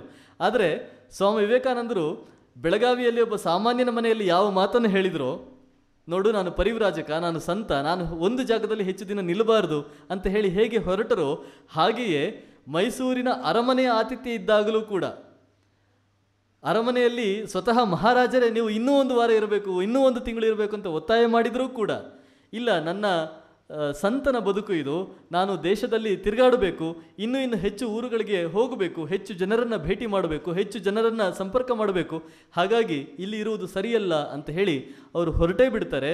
ನವೆಂಬರ್ 24ನೇ ತಾರೀಕು 1892ನೇ ಇಸವಿ ಹೊರಡ್ತಾರೆ. ಹೊರಟಾಗ ಮಹಾರಾಜರು, ಇಲ್ಲ, ನನಗೆ ಏನಾದರೂ ನಿಮಗೆ ಕೊಡಬೇಕು ಅಂತ ಹೇಳಿದಾಗ, ನನಗೆ ಏನನ್ನೂ ಕೊಡಬೇಡಿ, ನನಗೆ 2nd ಕ್ಲಾಸ್ ಟಿಕೆಟ್ ಮಾಡಿಕೊಡಿ, ಟ್ರೈನ್ ಟಿಕೆಟ್ ಮಾಡಿಕೊಡಿ, ತ್ರಿಶೂರಿಗೆ ನಾನು ಹೋಗ್ತಾ ಇದ್ದೇನೆ, 1st ಕ್ಲಾಸ್ ಮಾಡಬಾರ್ದು, ನೀವು 2nd ಕ್ಲಾಸ್ ಟಿಕೆಟ್ ಮಾಡಿ ಅಂತ ಹೇಳಿ ಒತ್ತಾಯ ಮಾಡಿ 2nd ಕ್ಲಾಸ್ ಟಿಕೆಟ್ನಲ್ಲಿ ಅವರು ತ್ರಿಶೂರಿಗೆ ಪ್ರಯಾಣವನ್ನು ಬೆಳೆಸ್ತಾರೆ. ಅಲ್ಲಿಂದ ಅವರು ಟ್ರಾವೆಂಕೂರಿಗೆ ಹೋಗ್ತಾರೆ, ಅಲ್ಲಿಯ ಅರಮನೆಯಲ್ಲಿ ಹೋಗಿ ಅಲ್ಲಿಯ ಮಹಾರಾಜರನ್ನು ಭೇಟಿ ಮಾಡ್ತಾರೆ. ನಂತರ ತಿರುವನಂತಪುರಕ್ಕೆ ಹೋಗ್ತಾರೆ. ತಿರುವನಂತಪುರದಲ್ಲಿ ಒಂದಷ್ಟು ದಿನಗಳ ಕಾಲ ಇದ್ದು ನಂತರ ಅವರು ರಾಮೇಶ್ವರಕ್ಕೆ ಹೋಗ್ತಾರೆ. ಈ ಎಲ್ಲ ಘಟನಾವಳಿಗಳು ನಡೆದದ್ದು, ಅದಕ್ಕೆ ಒಂದು ಭೂಮಿಕೆಯನ್ನು ಹಾಕಿಕೊಟ್ಟದ್ದು ಬಹಳ ಮುಖ್ಯವಾಗಿ ನಾನು ಹೇಳಲೇಬೇಕಾದ ಅಂಶ, ಶಿಕಾಗೋ ಸರ್ವಧರ್ಮ ಸಮ್ಮೇಳನಕ್ಕೆ ಹೋಗಬೇಕು ಅನ್ನೋ ಒಂದು ಸಂಕಲ್ಪ ಆದದ್ದು ಅದು ಈ ಮೈಸೂರಿನ ನೆಲದಲ್ಲಿ. ಅದಕ್ಕೆ ಅಳಸಿಂಗ ಪೆರುಮಾಳವರ ಒಂದು ಒತ್ತಾಸೆ ಇತ್ತು. ಅಳಸಿಂಗ ಪೆರುಮಾಳವರು ಕೂಡ ಅಪ್ಪಟ ಕನ್ನಡಿಗರು, ಚಿಕ್ಕಮಗಳೂರಿನವರು. ಅವರ ಒತ್ತಾಸೆಯಿಂದಾಗಿ ಇಲ್ಲ, ನೀವು ಅಮೆರಿಕಕ್ಕೆ ಹೋಗಲೇಬೇಕು ಅಂತ ಹೇಳಿ ಅವರು ಸ್ವಾಮಿ ವಿವೇಕಾನಂದರ ಬೆಂಬಲಕ್ಕೆ ಒಂದು ಊರುಗೋಲಿನ ಹಾಗೆ ನಿಂತ ಕಾರಣಕ್ಕೆ ವಿವೇಕಾನಂದರು ಹೊರಡುವ ಸಂಕಲ್ಪವನ್ನು ಮಾಡಿದರು. ನೀವು ಶಿಕಾಗೋಗೆ ಹೋಗೋದಾದರೆ ನಿಮ್ಮ ಪ್ರತಿ ಖರ್ಚಿನ ವ್ಯವಸ್ಥೆಯನ್ನು ನಾನು ನೋಡಿಕೊಳ್ತೇನೆ ಅಂತ ಹೇಳಿ ಮೈಸೂರಿನ ಅರಸರು ಹೇಳಿದಾಗಲೂ ಕೂಡ, ಇಲ್ಲ, ಸದ್ಯಕ್ಕೆ ನನಗೆ ಆ ದುಡ್ಡು ಬೇಕಾಗಿಲ್ಲ, ನಾನು ಹೋಗುವ ಸಂದರ್ಭದಲ್ಲಿ ನಿಮ್ಮನ್ನು ನಾನು ಕೇಳ್ತೇನೆ, ಈಗ ನನಗೆ ನೀವು ಒಂದು ದಮ್ಮಡಿಯನ್ನು ಕೊಡಬೇಕಾಗಿಲ್ಲ ಅಂತ ಹೇಳಿ ಆ ಒಂದು ಎಲ್ಲ ಸೌಕರ್ಯವನ್ನು ಸೌಲಭ್ಯವನ್ನು ನಿರಾಕರಿಸಿ ಸ್ವಾಮಿ ವಿವೇಕಾನಂದರು ಹೊರಡ್ತಾರೆ. ಹಾಗಿದ್ರೂ ಕೂಡ ಅಳಸಿಂಗ ಪೆರುಮಾಳವರು ಇಲ್ಲಿಂದ, ಯಾಕಂದರೆ ಅಲ್ಲಿ ಅಮೆರಿಕಕ್ಕೆ ಹೋದ ಮೇಲೆ ಆದ ಕಷ್ಟಗಳ ಬಗ್ಗೆ ನಿಮಗೆ ಗೊತ್ತೇ ಇದೆ. ಅಲ್ಲಿ ಅವರು ಬಹಳ ಬೇಗ ಹೋದರು. ಆಮೇಲೆ ಸರ್ವಧರ್ಮ ಸಮ್ಮೇಳನಕ್ಕೆ ಹೋಗೋದಕ್ಕೆ ಅಲ್ಲಿ ಅವ್ರ ಹತ್ರ ಅನುಮತಿ ಪತ್ರ ಇರಲಿಲ್ಲ. ಇದೆಲ್ಲ ಸಮಸ್ಯೆಗಳಿದ್ದಾಗ ಶಿಕಾಗೋದಲ್ಲಿ ಬಹಳ ದುಬಾರಿಯ ಜೀವನ, ಅಲ್ಲಿಂದ ಅವರು ಬಾಸ್ಟನ್ಗೆ ಹೋಗಬೇಕಾಯಿತು. ಈ ಎಲ್ಲ ಸಮಸ್ಯೆಗಳ ಮಧ್ಯದಲ್ಲಿ ಒಂದು ಸಲ ಪತ್ರ ಬರೀತಾರೆ, ನನಗಿಲ್ಲಿ ಬಹಳ ಕಷ್ಟ ಆಗಿದೆ ಅಂತ ಪತ್ರ ಬರೆದಾಗ ಅವರಿಗೆ ಮತ್ತೆ ಇಲ್ಲಿ ಎಲ್ಲ ಒಳ್ಳೆಯ ಸಜ್ಜನರಿಂದ ಅವರ ಹಣವನ್ನು ಸಂಗ್ರಹ ಮಾಡಿ ಅವರಿಗೆ ಕೊಡುವಂಥದ್ದು ಅಳಸಿಂಗ ಪೆರುಮಾಳವರು. ಮತ್ತೆ ಅವರು ಕನ್ನಡಿಗರು, ಮೈಸೂರಿನಲ್ಲಿದ್ದವರು. ಹೀಗೆ ಮೈಸೂರಿನ ಒಂದು ಬಾಂಧವ್ಯ ಸ್ವಾಮಿ ವಿವೇಕಾನಂದರಿಗೆ ಅವರ ಮುಂದಿನ ಜೀವನದ ದೊಡ್ಡ ಕೆಲಸವನ್ನು ಮಾಡುವುದಕ್ಕೆ ಒಂದು ಸ್ಫೂರ್ತಿಯಾಗಿ ಅದು ಒದಗಿ ಬಂತು. ಹೇಗೆ ಹನುಮಂತನಿಗೆ ಸಮುದ್ರ ಹಾರಬೇಕಾದ್ರೆ ಯಾರೋ ಒಬ್ರು ಹೇಳಬೇಕಾಯ್ತು, ಇಲ್ಲಪ್ಪ ನಿನ್ನಲ್ಲಿ ಶಕ್ತಿ ಇದೆ, ನಿನ್ನಲ್ಲಿ ಶಕ್ತಿ ಇದೆ ಅಂತ ಯಾರೋ ಒಬ್ರು ಹೇಳಿ ಅವನನ್ನು ಉಬ್ಬಿಸಿ ನಿಲ್ಲಿಸಬೇಕಾಯ್ತಲ್ಲ. ಹಾಗೆ ಆ ಸ್ವಾಮಿ ವಿವೇಕಾನಂದರ ಒಟ್ಟು ವ್ಯಕ್ತಿತ್ವದ ಅನಾವರಣ ಆಗುವುದಕ್ಕೆ, ಅದರ ಪೂರ್ಣಾವತಾರ ವಿಕಾಸನ ಆಗುವುದಕ್ಕೆ ಮೈಸೂರಿನ ನೆಲ, ಮೈಸೂರಿನ ಒಂದು ಜನ, ಮೈಸೂರಿನ ಅರಮನೆಯ ಆ ಒಂದು ವಾಸ್ತವ್ಯ, ಆ ಬಾಂಧವ್ಯ, ಇದೆಲ್ಲವೂ ಕೂಡ ಒದಗಿ ಬಂತು. ಆ ಒಂದು ಕಾರಣಕ್ಕೆ ಸ್ವಾಮಿ ವಿವೇಕಾನಂದರು ಶಿಕಾಗೋದಲ್ಲಿ ಹಿಂದೂ ಧರ್ಮದ, ಭಾರತದ ಒಂದು ಹೆಮ್ಮೆಯ ಧ್ವಜವನ್ನು ಎತ್ತಿ ಹಿಡಿಯುವುದಕ್ಕೆ ಸಾಧ್ಯ ಆಯಿತು. ಈ ಎಲ್ಲ ವಿಚಾರಗಳಿಗೆ ಕಾರಣವಾದ ಮೈಸೂರು ಮತ್ತು ಮೈಸೂರಿನಲ್ಲಿ ನಡೆದಾಡಿ ಈ ನೆಲವನ್ನು ಪುಣ್ಯಭೂಮಿಯಾಗಿ ಮಾಡಿದ ಸ್ವಾಮಿ ವಿವೇಕಾನಂದರು, ಈ ಎರಡಕ್ಕೂ ನನ್ನ ಅನಂತ ಧನ್ಯವಾದಗಳು ಮತ್ತು ಸಹನೆಯಿಂದ ಕೇಳಿದ ನಿಮಗೆಲ್ಲರಿಗೂ ಕೂಡ ಕೃತಜ್ಞತೆಗಳು. ನಮಸ್ಕಾರ. ಅತ್ಯಂತ ಸುಂದರವಾಗಿ ತಮ್ಮದೇ ಆದಂಥ ವಿಶಿಷ್ಟ ಶೈಲಿಯಿಂದ ಮೈಸೂರಿಗೆ ಇರುವ ಸ್ವಾಮಿ ವಿವೇಕಾನಂದರ ಬಾಂಧವ್ಯವನ್ನು ನಮ್ಮ ಎಲ್ಲರಿಗೂ ಕೂಡ ಮನದಟ್ಟು ಮಾಡಿಕೊಟ್ಟಿದ್ದಾರೆ ಶ್ರೀ ರೋಹಿತ್ ಚಕ್ರವರ್ತಿ. ಎಲ್ರಿಗೂ ತಿಳಿದಿರೋ ಹಾಗೆ ಈ ಬಾರಿ ನಮ್ಮ ಶಾಲೆಯ ವಾರ್ಷಿಕೋತ್ಸವದಲ್ಲಿ ಮೈಸೂರಿಗೆ ವಿವೇಕ ಬಾಂಧವ್ಯ ಅನ್ನೋದನ್ನೇ ಕುರಿತು ಒಂದು ಸಾಕ್ಷ್ಯ ನಾಟಕವನ್ನು ಪ್ರದರ್ಶನ ಮಾಡಿದ್ವಿ ಸರ್. 1892ರಲ್ಲಿ ಸ್ವಾಮಿ ವಿವೇಕಾನಂದರು ಬಂದಾಗ ಮಹಾರಾಜರು ಮತ್ತು ದಿವಾನ್ ಶೇಷಾದ್ರಿಯರವರು ಊರಲ್ಲಿ ಇರೋದಿಲ್ಲ. ಅವರು ಕೆಡ್ಡಾವನ್ನು ನೋಡೋದಕ್ಕೆ ಹೋಗಿರ್ತಾರೆ. ಆ ಸಂದರ್ಭದಲ್ಲಿ ಲ್ಯಾನ್ಸ್ಡೌನ್ ಅಂತಕ್ಕಂಥ ಬ್ರಿಟಿಷ್ ಅಧಿಕಾರಿ ಕೂಡ ಮೈಸೂರಿಗೆ ಬಂದಿದ್ದರಿಂದ ಅವ್ರ ಜೊತೆಯಲ್ಲಿ ಅವರು ಹೋಗಿರ್ತಾರೆ. ಆ ನಿರಂಜನ ಮಠ ಎಲ್ಲಿ ಶಿವನ ದೇವಾಲಯ ಇದೆಯೋ ಅಲ್ಲಿ ಸ್ವಾಮಿ ವಿವೇಕಾನಂದರು ಉಳಿದುಕೊಳ್ಳುವ ನಿರ್ಧಾರವನ್ನು ಮಾಡ್ತಾರೆ. ಆವಾಗ ಅದು ಅನಾಥಾಲಯ ಅಂತಕ್ಕಂಥ ಒಂದು ವಿದ್ಯಾರ್ಥಿ ನಿಲಯ ಆಗಿತ್ತು. ಇವತ್ತಿಗೂ ಆ ವಿದ್ಯಾರ್ಥಿ ನಿಲಯ ಇದೆ. ಹಳೆ ಶಾಂತಲಾ ಥಿಯೇಟ್ರು ಎದುರು ಭಾಗದಲ್ಲಿ ಆ ವಿದ್ಯಾರ್ಥಿ ನಿಲಯ ನಡೀತಾ ಇದೆ ಇವತ್ತಿಗೂ. ಅಲ್ಲಿ ಉಳಿದುಕೊಂಡಿದ್ದಂಥ ಸ್ವಾಮಿ ವಿವೇಕಾನಂದರು ಆ ಹಾದಿನಲ್ಲಿ ಒಂದು ಆಂಜನೇಯನ ದೇವಾಲಯ ಇದೆ. ಆ ಆಂಜನೇಯನ ದೇವಾಲಯಕ್ಕೆ ಭೇಟಿ ನೀಡಿದರು. ಮತ್ತು ಚಾಮುಂಡಿ ಬೆಟ್ಟಕ್ಕೆ ಹೋಗಿ ಚಾಮುಂಡೇಶ್ವರಿಯ ದರ್ಶನವನ್ನು ಮಾಡಿದರು. ತುಂಬ ಆನಂದವನ್ನು ಅಲ್ಲಿ ಅನುಭವಿಸಿದರು. ನವೆಂಬರ್ ತಿಂಗಳಲ್ಲಿ 1892ರಲ್ಲಿ ಬಂದಿದ್ದವರು. ನಂತರ ಆ ವೇಳೆಗೆ ದಿವಾನ್ ಶೇಷಾದ್ರಿಯವರು ಮೈಸೂರಿಗೆ ಬಂದು ಮಹಾರಾಜರ ಬಳಿಗೆ ಸ್ವಾಮಿ ವಿವೇಕಾನಂದರನ್ನ ಕರ್ಕೊಂಡೋಗಿ ವಿವೇಕಾನಂದರನ್ನ ಪರಿಚಯಿಸ್ತಾರೆ. ಮಹಾರಾಜರು ಮತ್ತು ಸ್ವಾಮಿ ವಿವೇಕಾನಂದರು ತುಂಬ ಆತ್ಮೀಯರಾಗ್ತಾರೆ ತಮ್ಮ ಒಡನಾಟದಲ್ಲಿ. ಮಹಾರಾಜರು ಮುಂದಿನ ಎಲ್ಲ ಖರ್ಚುಗಳಿಗೆ ನಾನು ಹೊಣೆಯಾಗಿರ್ತೀನಿ, ತಾವು ಏನು ಹೇಳ್ತಿರೋ ಹೇಳಿ, ಅರಮನೆಯಿಂದ ಎಲ್ಲ ರೀತಿಯ ಆರ್ಥಿಕ ಸಹಾಯವನ್ನು ನಾವು ಮಾಡ್ತೀವಿ ಅಂತ ಸ್ವಾಮಿ ವಿವೇಕಾನಂದರಿಗೆ ತಿಳಿಸ್ತಾರೆ. ಆಗ ನಾನೇನು ನಿರ್ಧಾರ ಮಾಡಿಲ್ಲ ಅಂತ ಸ್ವಾಮಿ ವಿವೇಕಾನಂದರು ಮಹಾರಾಜರಿಗೆ ತಿಳಿಸಿ ನಂತರ ಕೊಚ್ಚಿನ್ಗೆ ಹೋಗಬೇಕು, ಏನಾದರೂ ಒಂದು ವ್ಯವಸ್ಥೆ ಮಾಡಿಕೊಡಿ ಅಂತ ದಿವಾನ್ ಶೇಷಾದ್ರಿ ಅಯ್ಯರವರು ಕೊಚ್ಚಿನ್ನ ದಿವಾನರಿಗೆ ಪತ್ರವನ್ನು ಬರೆದು ಸ್ವಾಮಿ ವಿವೇಕಾನಂದರಿಗೆ ಕೊಟ್ಟು ಸ್ವಾಮಿ ವಿವೇಕಾನಂದರು ಪ್ರಯಾಣವನ್ನು ಮುಂದುವರಿಸ್ತಾರೆ. ನಂತರದ ದಿನಗಳಲ್ಲಿ ಕೂಡ ಸ್ವಾಮಿ ವಿವೇಕಾನಂದರು ಅಮೇರಿಕಾಗೆ ಹೋದಾಗ ಮೈಸೂರಿನ ಮಹಾರಾಜರು ಚಾಮರಾಜ ಒಡೆಯರ್ ಅವರು ನಿಜವಾಗಿ ಆರ್ಥಿಕ ಸಹಾಯವನ್ನೆಲ್ಲ ಮಾಡಿ ಸ್ವಾಮೀಜಿಯವರ ವಸ್ತ್ರಗಳು ಅದಕ್ಕೂ ಕೂಡ ಏರ್ಪಾಡನ್ನು ಮಾಡಿಕೊಡ್ತಾರೆ. ಸ್ವಾಮೀಜಿಯವರು ಅಲ್ಲಿಂದ ಅಮೇರಿಕಾಯಿಂದ ಮೈಸೂರು ಮಹಾರಾಜಿಗೆ ಪತ್ರವನ್ನು ಬರೀತಾರೆ. ಆ ಪತ್ರದ ಒಂದು ಕೊಟೇಶನ್ನನ್ನೇ ನಾವು ಎಲ್ಲ ಕಡೆ ಕೇಳೋದು.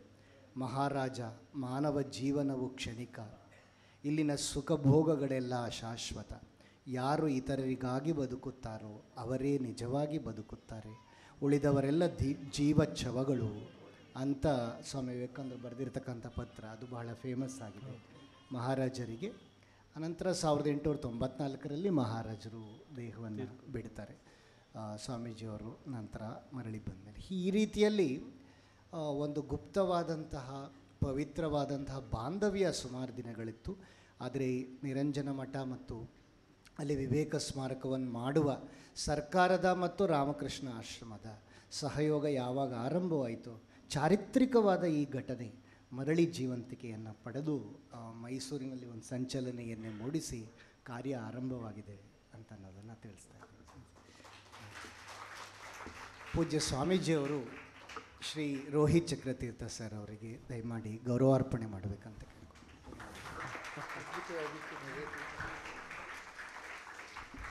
ಇದು ಪವಿತ್ರವಾದ